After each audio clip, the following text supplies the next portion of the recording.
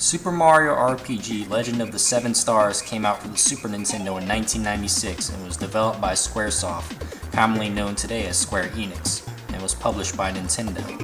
Mario's gameplay was pretty much all the same when the original Super Mario Bros. Came out in 1986. It perfected side-scrolling gameplay and the platforming genre.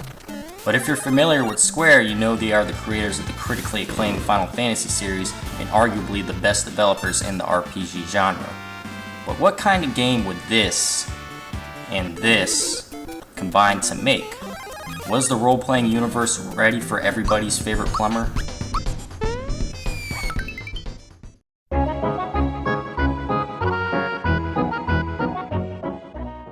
The game begins with Princess Toadstool sitting around minding her own business, then out of nowhere, Bowser swoops in and kidnaps her. Mario then busts from the door in his house and goes after him. This is the same kind of story that all Mario games have, but this time you start the game at Bowser's castle. Bowser takes Princess Toadstool to his castle where Mario follows him inside and is determined to save her ass once again. After a short stint in the castle, you will face Bowser in a short boss battle on top of chandeliers, where after defeating him makes it look like Mario has saved the day like usual. But out of nowhere, a big sword crashes from the sky and lands inside Bowser's castle, while at the same time causes an eruption and sends Mario, Bowser, and Princess Toadstool in different directions. Mario lands inside of his house where he meets Toad and asks what happened to the princess. When you return to Bowser's Keep and see that the giant sword, he tells you that the Smithy Gang is going to rule the world and he destroys the bridge to Bowser's castle. Doing that will cause you to journey out and find an alternate way to gain access to the castle. So after seeing the Smithy Gang are pretty much evil bastards, it's Mario's quest to stop them at all costs. Along the way you'll recruit a cloud named Malo who believes he's a tadpole, and a doll named Gino who tells you that you need to collect all 7 star pieces in order for Star Road to be rebuilt. The Star Road is where everyone's wishes are sent, but since it's currently destroyed, no one's wishes will be able to come true. If you're familiar with the saying, "wish upon a star," then you know what I mean. This game has a much darker tone than any other Mario game, but you'll also have funny moments as well.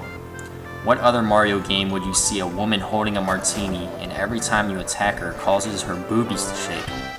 A reference is made to Bruce Lee when Mario is about to kick some serious ass. A lot of the time when someone says something stupid, the other characters listening will fall on their face.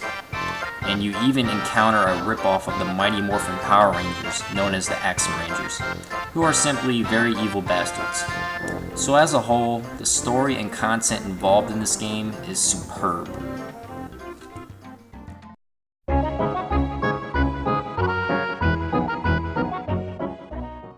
Super Mario RPG came out late in the Super Nintendo's life cycle. It is not only the first RPG game Mario has been in, but also the first 3-dimensional game. The game looks fantastic for a Super Nintendo title, and the visuals may be the best on the entire system, except for maybe the Donkey Kong Country series, which looks amazing in its own right. The art and level design, along with the animations, all look great. Simply put, this game looks beautiful.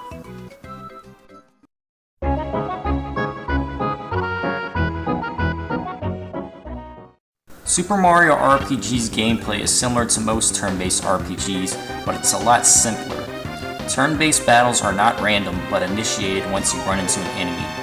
You can use up to 3 characters in your party at a time and equip each character with a weapon, armor, and accessory.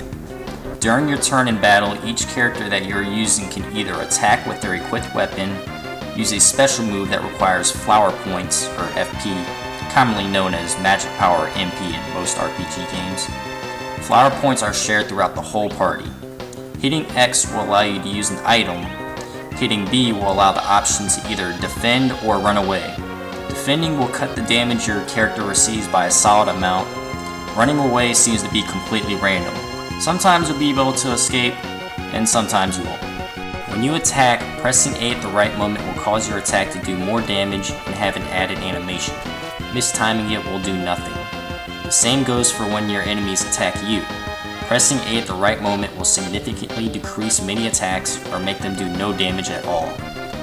After each battle, your party will receive experience points and coins. Eventually your characters will level up and will raise your character's physical attack, physical defense, special abilities, special defense, and overall HP. But in addition to this, you have the option to get extra stat bonuses by selecting one of 3 cards. Picking the flower will favorably raise physical attack and physical defense. Picking the mushroom will favorably boost overall HP. Picking the star will favorably raise special attacks and special defense. Out of battle, you can control Mario similar to the way you could control him in a typical Mario platforming game. The controls for running and jumping feel tight and very responsive.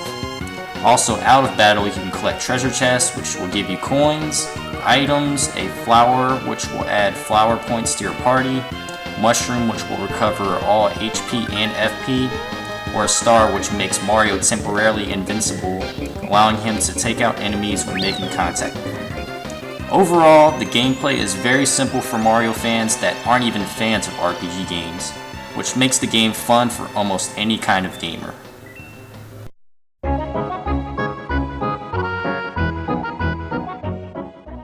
Super Mario RPG has appropriate sound effects that you would normally hear in a Mario game, like when jumping and collecting coins, for example. There are also some previously used Mario tunes that are remixed, and overall the game has a fantastic original musical score like every phenomenal RPG game should have. Here are a few of my personal favorite music tracks in the game.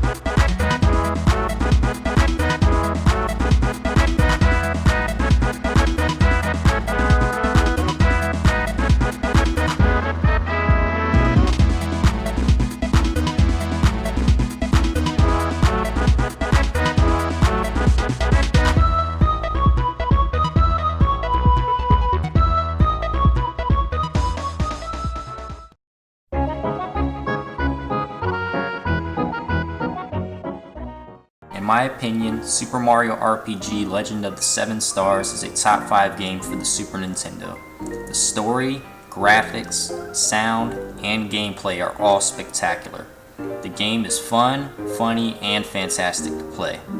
It'll take around 15 to 20 hours to complete, depending if you do everything in the game or not, but the lasting appeal to this game is endless in my opinion. The nostalgia factor is up the ass, because I play through the entire game probably once a year and still never get tired of it. If you've never experienced the greatness of this game, you can download it on the Wii Virtual Console or find a used cartridge online for your Super Nintendo.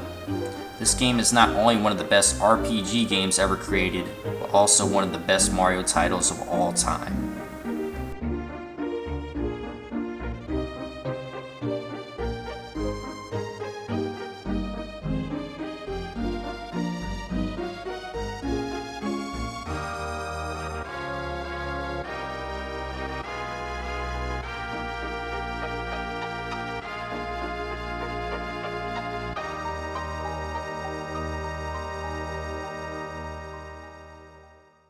A full walkthrough for Super Mario RPG has already been uploaded to awkwardponers.com. Check it out. Until next time, this is Caponetone. I'm out.